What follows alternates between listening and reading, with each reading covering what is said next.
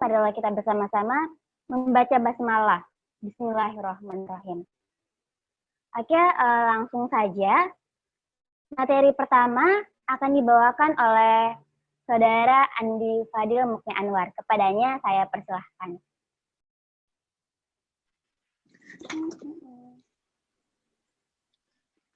Assalamualaikum warahmatullahi wabarakatuh.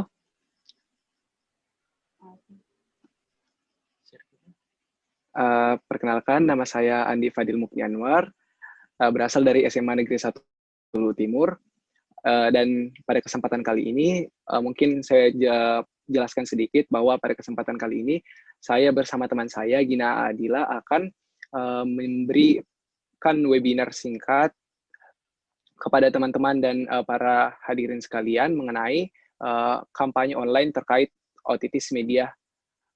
Nah, alasan kami mengapa mengadakan webinar pada kesempatan kali ini, yakni alhamdulillah saya dan Gina telah masuk dalam 10 besar final lomba poster yang telah diadakan oleh FKUI tahun 2020. Nah, salah satu kegiatan yang dilakukan setelah masuk ke dalam babak final, yakni kita diharapkan untuk melakukan kampanye online agar meminimalisir tatap muka sesama peserta dan pemateri. Oleh karena itu, pada kesempatan kita malam ini, saya alhamdulillah akan dibimbing dan ditemani oleh salah satu dokter yang sangat luar biasa. Ada Dokter Miftahul Fajri yang akan memberi juga materi pada kesempatan kali ini.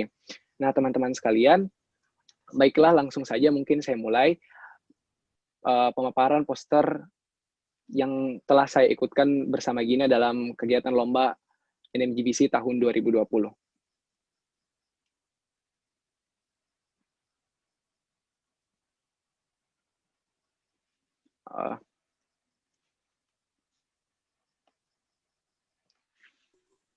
Oke, baik. Jadi pada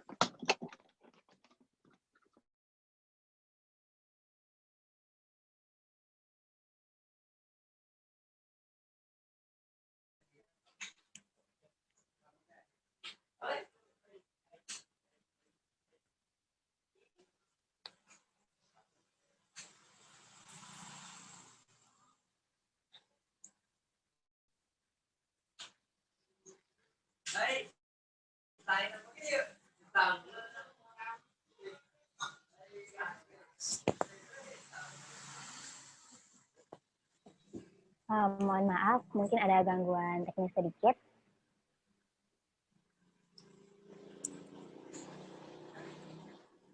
Halo? Halo?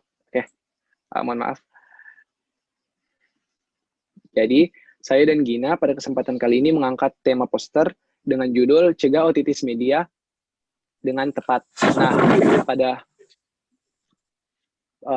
definisi, saya dan Gina menuliskan bahwa otitis media adalah infeksi telinga bagian tengah, tepatnya pada rongga di belakang gendang telinga, berdasarkan definisi oleh Kemenkes Republik Indonesia. Selanjutnya, di sini kenapa alasan saya dan Gina mengangkat penyebab otitis media, karena dari data di sini diketahui bahwa survei yang dilakukan di 6 kota besar di Indonesia, Bandung, Semarang, Balikpapan, Makassar, dan Palembang, serta Denpasar, itu terdapat 12 banding 1000 prevalensi atau angka kejadian. Nah, di sini berdasarkan jurnal kesehatan yang saya baca, bahwa ternyata di Indonesia itu tidak ada angka tetap bahwa berapa sih penderita otitis media yang sebenarnya ada di Indonesia. Jadi, survei ini pun diambil pada tahun 2014. Oleh karena itu, menurut saya dan Gina bahwa kita perlu mengangkat salah satu jenis penyakit yang sebenarnya sangat berbahaya. Nah, selanjutnya pada poin ketiga, di sini saya dan Gina menuliskan faktor penyebab mengapa sih otitis media mampu menyerang seseorang. Nah, poin yang pertama itu imunitas yang lemah, poin yang kedua itu adalah gen atau keturunan, poin yang ketiga yakni kelainan anatomi, dan yang terakhir itu serangan bakteri dan virus. Nah, untuk serangan bakteri dan virus, di sini saya membaca bahwa sebenarnya tidak ada virus yang spesifik yang akan menyebabkan terjadinya penyakit otitis media, tetapi ada beberapa virus yang menyerang sistem pernafasan yang merusak sehingga mampu mengakibatkan infeksi di bagian telinga sehingga menyebabkan terjadinya penyakit otitis media. Selanjutnya untuk poin kelainan anatomi. Nah, sebenarnya untuk for your information, untuk info kepada para hadirin sekalian, bahwa ternyata anak-anak yang terlahir dalam keadaan bibir sumbing itu memiliki resiko yang besar untuk terkena penyakit otitis media. Nah, perlu teman-teman dan para hadirin juga ketahui bahwa ternyata otitis media ini beresiko lebih besar untuk menyerang anak-anak berusia 6 bulan sampai 2 tahun. Sedangkan orang dewasa itu resikonya agak lebih rendah dibandingkan anak-anak, karena ada beberapa faktor lain juga, contohnya anak-anak yang misalnya diberi minum oleh orang tuanya menggunakan susu yang dimasukkan ke dalam botol. Nah, itu lebih beresiko dibandingkan anak yang disusui langsung oleh orang tuanya. Nah, oleh karena itu, teman-teman dan Dewan Hadirin sekalian, saya dan Gina menawari solusi untuk mengatasi penyakit otitis media dengan langkah yang tepat. Yang pertama,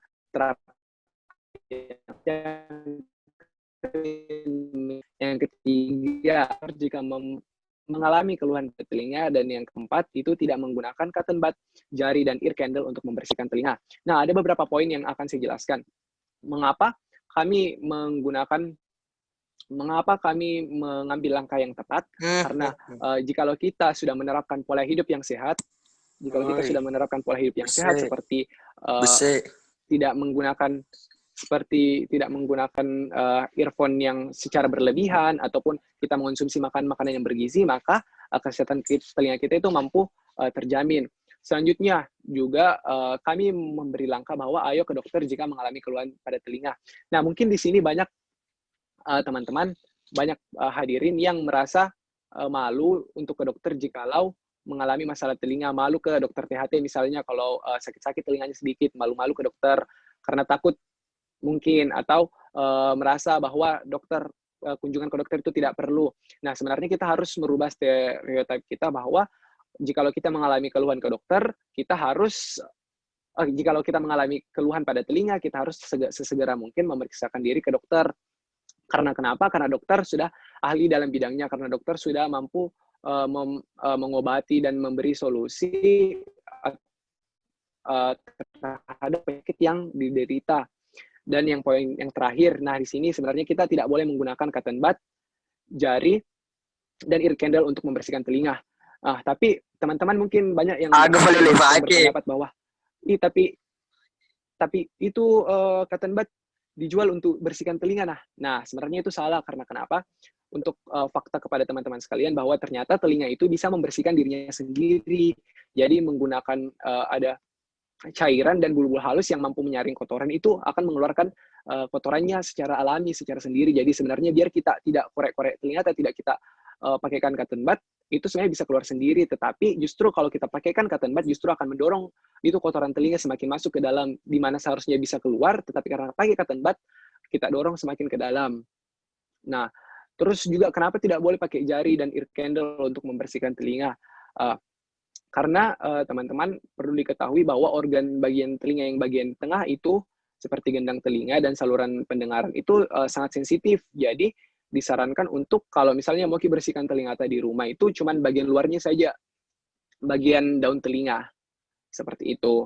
Jadi mungkin lebih spesifiknya tentang kesehatan telinga, karena saya juga bukan merupakan ahli bidangnya, saya hanya memaparkan poster saya pada kesempatan kali ini. Jadi jika mungkin ada perkataan yang salah atau mungkin ada miskonsep terhadap saya, mungkin bisa dikoreksi kepada Dr. Miftahul Fajri yang sudah berpengalaman dan sudah memiliki ilmu. Sehingga oleh karena itu saya harap kepada teman-teman sekalian untuk memperhatikan dengan seksama, dan saya juga ucapkan terima kasih atas waktunya sudah mendengar pemaparan materi saya. Terima kasih. Wassalamualaikum warahmatullahi wabarakatuh. Warahmatullahi wabarakatuh. Waalaikumsalam warahmatullahi wabarakatuh. Nah, itulah tadi pemaparan singkat dari poster kami. Nah, jadi lebih baik mencegah daripada mengobati. Oke, untuk mengefisienkan waktu, langsung saja mari kita mendengar materi selanjutnya terkait kesehatan telinga yang akan dibawakan oleh Dr. Miftahul Fajri. Kepadanya saya persilahkan. Assalamualaikum warahmatullahi wabarakatuh. Waalaikumsalam warahmatullahi wabarakatuh. Waalaikumsalam warahmatullahi wabarakatuh. Utampan. Waalaikumsalam warahmatullahi wabarakatuh.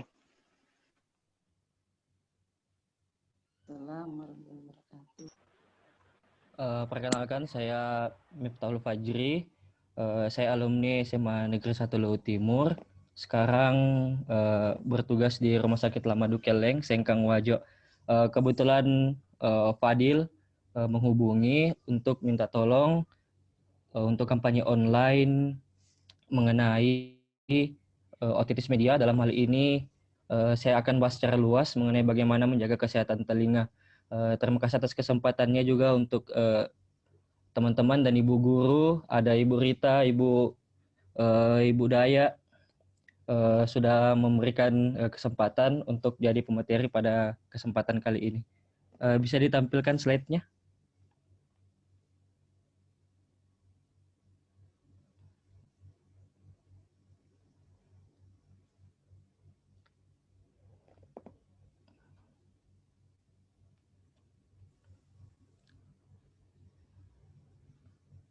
Moderator bisa minta tolong slide-nya.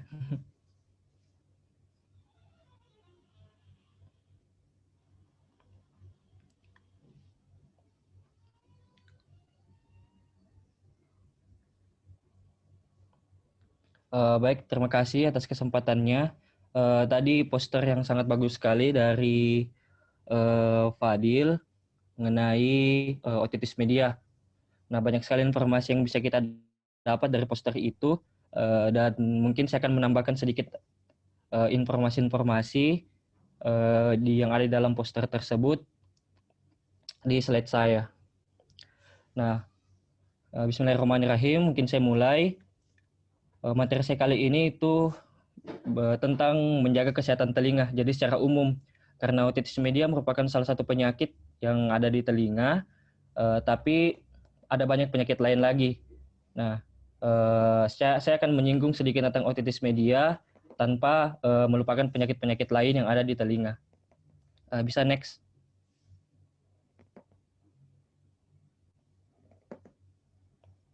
Next. Nah, mungkin saya jelaskan secara singkat dulu mengenai bagian-bagian telinga. Nah, jadi sebenarnya telinga kita itu terbagi menjadi 3. Ada yang di luar, di tengah, dan di dalam. Nah, di luar itu kita lihat dari daun telinga sampai ke saluran luar, sampai ke gendang telinga yang warna hijau. Nah, itu bagian telinga luar. Nah, bagian telinga dalam dimulai dari gendang telinga, meliputi tulang-tulang telinga seperti malleus incustapes yang warna pink ini. Nah, itu telinga tengah. Dan ada telinga dalam yang namanya ini ruang siput. Nah, itu telinga dalam. Nah, untuk otitis media sendiri, dia itu terjadi di telinga tengah. Di telinga tengah. Nah, ada banyak penyebab terjadinya otitis media. Nah, seperti yang disebutkan oleh Fadil tadi, salah satunya itu adalah kelainan anatomi. Nah, mungkin sedikit saya tambahkan bahwa memang pada anak-anak, otitis media itu paling sering terjadi. Karena kenapa? Ada kelainan anatomi di situ, di mana anak-anak itu memiliki ini, ada namanya saluran eustasia yang kalian lihat ini. Itu saluran eustasia tersambung ke tenggorokan. Jadi, di situ ada muara yang menyambungkan antara tenggorokan dengan telinga tengah. Nah, kenapa anak-anak banyak menderita otitis media? Karena saluran eustasianya itu dia pendek dan datar. Sehingga apabila terjadi infeksi, baik di tenggorokan maupun anak-anak itu influenza, bakteri yang ada di tenggorokan tersebut bisa masuk melalui saluran itu, saluran eustasia, menembus ke telinga tengah. Nah, itulah kenapa anak-anak gampang terkena otitis media.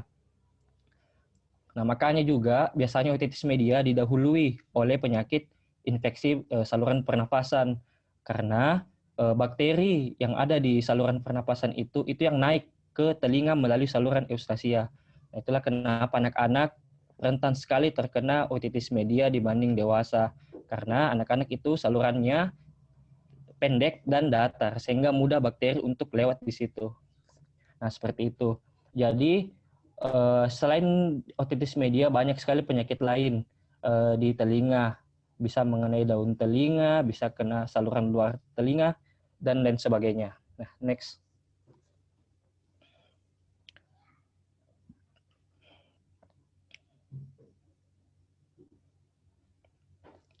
Nah, mungkin sebaiknya kita kenal dulu gangguan-gangguan telinga atau keluhan yang bisa kita rasakan, yang dimana kita apabila kita rasakan ini keluhan, kita harus ke dokter. Kenapa? Karena kita tahu sekarang zaman pandemi, jadi apabila tidak terlalu emergensi, sebaiknya ditunda ke dokter. Nah, tapi apabila teman-teman sekalian mengalami keluhan seperti yang pertama, nyeri telinga yang tidak bisa ditahan, kemudian pendengaran berkurang, nah baik itu dari lahir seperti pada anak-anak atau tiba-tiba pendengarannya berkurang, kemudian kotoran telinganya berlebih yang sampai menyumbat ke saluran telinga atau keluar cairan dari telinga. Nah, itu adalah kondisi-kondisi yang dimana kita harus segera periksakan ke dokter. Yang pertama, nyeri telinga. Nah, nyeri telinga ini banyak sekali penyakit yang bisa sebabkan. Yang pertama bisa otitis media yang disebutkan tadi sebelumnya.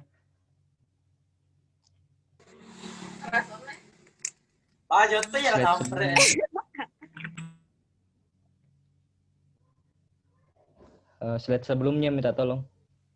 Pacut.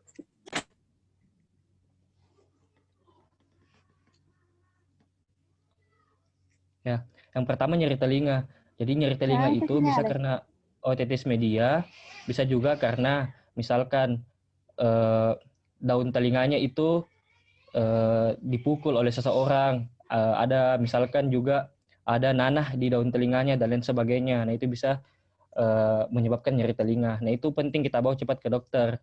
Kemudian pendengaran berkurang. Nah, pendengaran berkurang ini bisa karena dari lahir atau ada penyakit telinga yang sebabkan.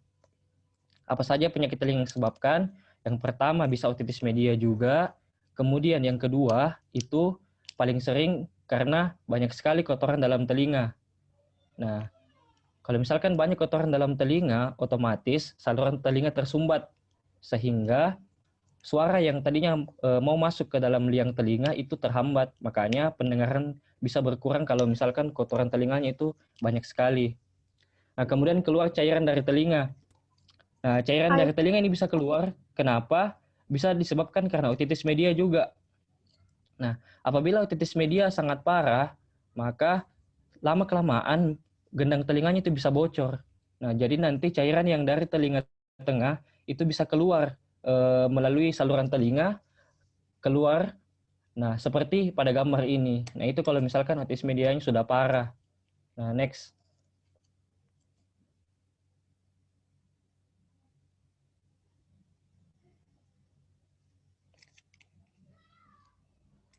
Next.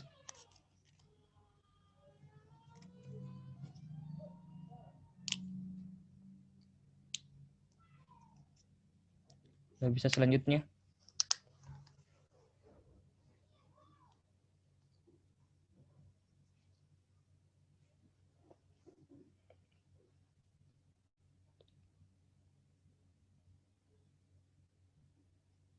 Nah, jadi ada beberapa penyebab kenapa bisa terjadi keluhan pada telinga.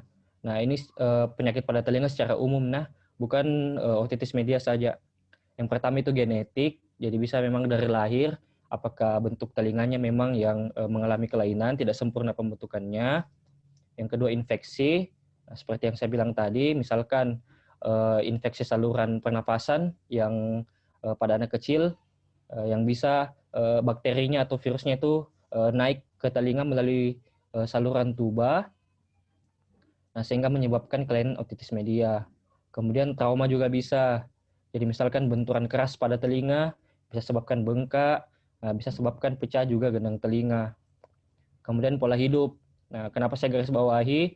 Karena ini yang menjadi edukasi saya nanti bahwa pola hidup seperti yang disebutkan tadi Fadil, menggunakan cotton bud, menggunakan lilin, kita menggunakan jari untuk membersihkan telinga. Nah, kalau misalkan kita lakukan secara rutin, nah itu bisa menjadi faktor risiko terjadinya penyakit pada telinga. Kemudian kelainan anatomi. Nah, kelainan anatomi ini seperti yang saya sebutkan di awal mengenai tuba contohnya, yang tuba eustacii, yang saluran yang sempit itu pada anak-anak, telinga anak-anak bisa menjadi faktor resiko terjadinya otitis media. Kemudian imunitas yang lemah. Oke, selanjutnya.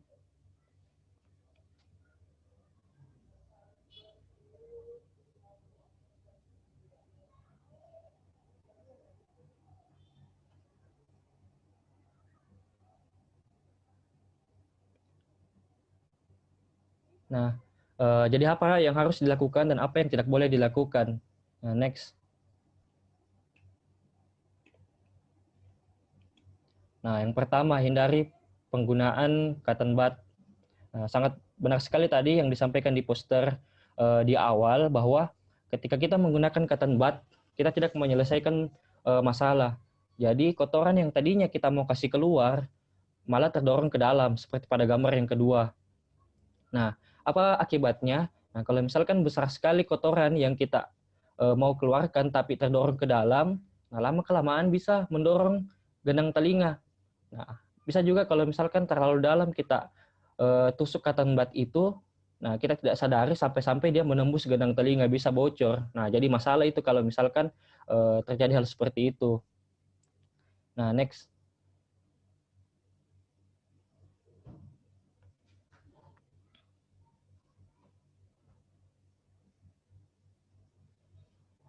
Nah, sebenarnya untuk membersihkan kotoran telinga, untuk kami para dokter itu digunakan alat yang cukup banyak. Nah, seperti yang kita lihat, ada yang di kiri ini merupakan set alat khusus untuk pemeriksaan telinga dan ditambah dengan bantuan lampu pada kepala untuk melihat keseluruhan bentuk telinga pada saat diperiksa.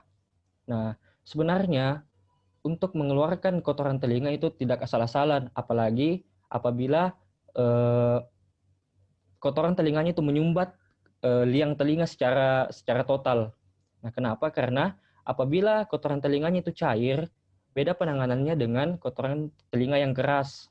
Nah, untuk telinga yang cair, nah biasa kita gunakan kapas saja dengan menggunakan alat yang ada di gambar, lalu kita keluarkan secara manual. Nah, kalau misalkan dia ternyata keras, belum bisa dikeluarkan secara manual, biasa kita tetesi dulu obat.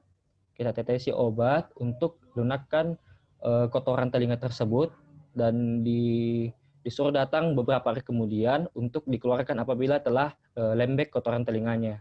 Nah, sebenarnya serumit itu proses pengeluaran kotoran telinga. Nah, tetapi apabila kotoran telinganya cuma sedikit dan tidak menyumbat total, maka cara yang paling aman yang kita lakukan dan bisa dibuat di rumah itu adalah dengan menggunakan irigasi. Nah, next. Nah, ini irigasi. Jadi sebenarnya ada alatnya. Nah, kita lakukan irigasi dengan menggunakan air hangat saja. Jadi ini contoh alatnya. Nah, jadi kita masukkan ke telinga. Jadi itu nanti air yang kita masukkan ke telinga. Jadi dia akan membawa kotoran-kotoran yang ada di dalam telinga keluar. Jadi prinsipnya ini air yang akan kita masukkan akan keluar kembali. Nah, pada saat dia keluar, dia akan membawa kotoran-kotoran yang ada di telinga. Itu yang paling sederhana yang bisa dilakukan. Nah, tapi ada syaratnya untuk melakukan irigasi ini. Itu dengan syarat gendang telinga tidak boleh bocor. Nah, apa tadi tandanya gendang telinga bocor? Salah satunya itu keluar cairan di telinga tak, seperti yang saya sebutkan di awal. Nah, ini yang paling sederhana. Nah, ini alatnya ada seperti ini, tapi kalau misalkan mau yang simpelnya, bisa next. Nah, kita bisa yang paling banyak digunakan di rumah sakit itu seperti ini. Jadi kita ambil suntik, tapi jarumnya itu kita lepas. Jadi suntiknya saja, kemudian ada namanya jarum aboket. Aboket itu jarum untuk infus. Nah, tapi kita ambil yang kuningnya saja ini, yang ada di gambar. Itu seperti plastik itu. Nanti ini aboket kita sambungkan ke suntik. Suntik yang telah dilepas jarumnya. Jadi itu jarumnya digantikan pakai ini aboket. Nanti ini suntiknya kita isi dengan air hangat. Nah, pada saat setelah kita isi dengan air hangat, kita masukkan seperti gambar yang di kanan atas. kita masukkan seperti itu. Nah, untuk bagusnya kita tempatkan wadah di bawah telinga seperti gambar di kiri bawah untuk kita lakukan evaluasi apakah cairan yang dimasukkan ke dalam telinga itu berhasil mengeluarkan kotoran telinga atau tidak. Ini cara paling simpel dan paling aman untuk membersihkan kotoran telinga apabila tidak terlalu banyak daripada kita menggunakan cotton bud atau menggunakan jari yang tidak aman. Nah, seperti itu. Next.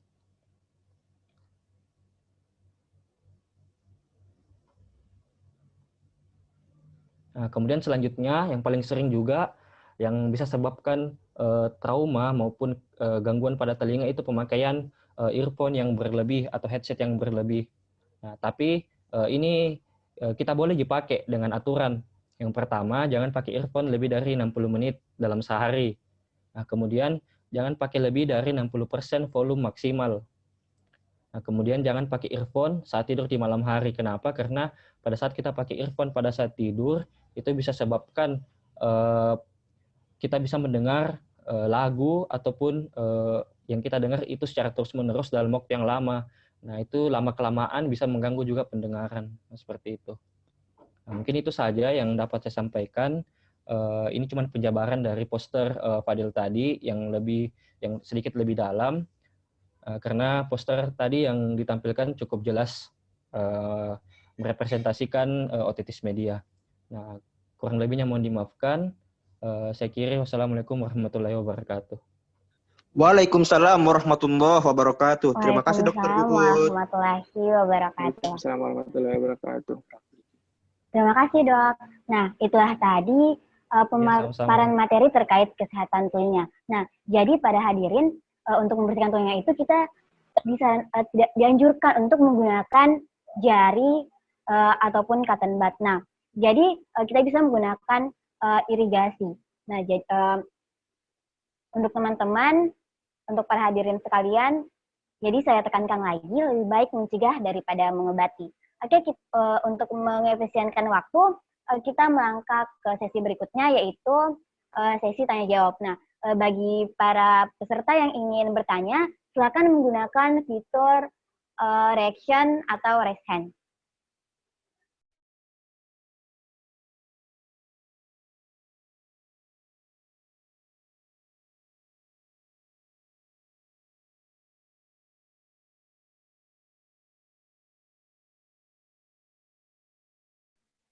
Teman-teman atau para hadirin juga bisa langsung bertanya melalui fitur chat.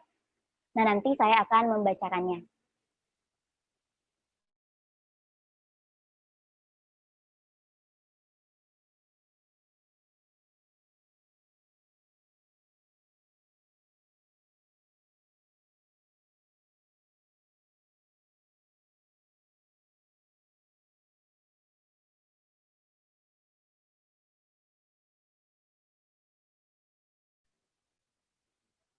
Baiklah, sepertinya para peserta telah mengerti.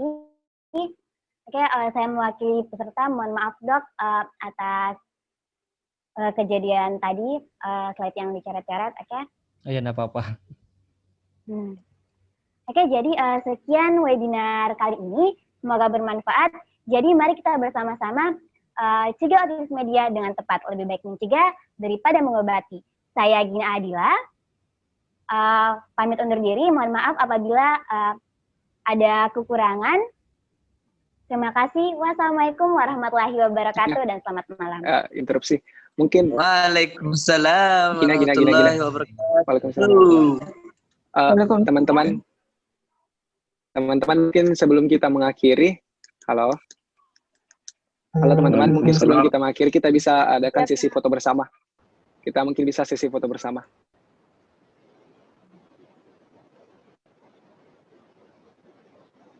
Mungkin bisa dinyalakan kameranya masing-masing, terus kita foto ramai-ramai.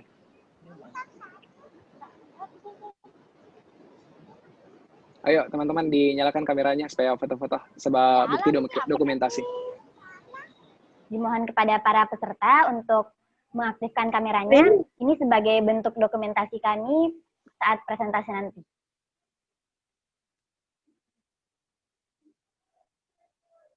Kita hitung 1, 2, 3.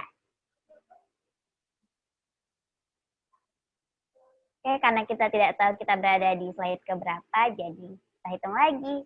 1, 2, 3. Kakak Fadil sudah? Oke, sudah. Oke. Sudah difoto Jadi semua. kepada para peserta telah diperbolehkan meninggalkan room. Terima kasih Oke. semuanya. Makasih, Saya Kak. ucapkan terima kasih atas kehadirannya teman-teman sekalian. Terima kasih, Sudah dokter. menyempatkan waktu. Saya ucapkan terima kasih banyak. Wassalamualaikum warahmatullahi wabarakatuh. Juga terima kasih Pak Dokter atas waktunya. Waalaikumsalam warahmatullahi wabarakatuh. Terima kasih Dokter Uut. Apa ini? Dokter Uut.